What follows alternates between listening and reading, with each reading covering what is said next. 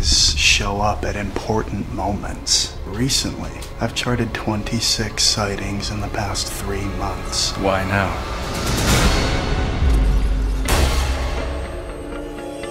What we know of the observers is that we don't know anything. Very early in the piece we introduced this character called the Observer. Now this was just a person that watched, supposedly never to interfere. As time evolved, we realized that there were several of these people. We named them months of the year, September, October, the 12 months, and we can't tell you why.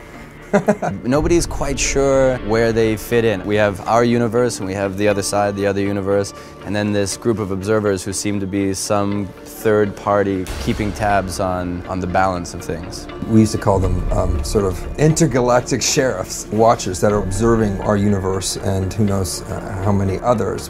What would happen if an observer interfered? One of the things that sort of put our story into motion is one of the observers got to a point where he no longer observed and he actually interfered. That goes back to the day that Walter Bishop went across and took Peter from over there and brought him here, which caused this sequence of events and this huge unfolding of our program as we know it. So the observers are a huge part of our mythology. We have interfered before. Only to correct a mistake of our own making. It's hard not to get involved and it's hard not to understand and find beauty in the human race, and that's exactly what our Observer September fell to. The boy is important. He has to live. They don't look at time in the same way as we comprehend time. We think of time as linear. There's only one way through, unless it's all happening at once. If you're an observer, you'll look at time this way, so they can actually kind of walk in around time. So they're traveling through time.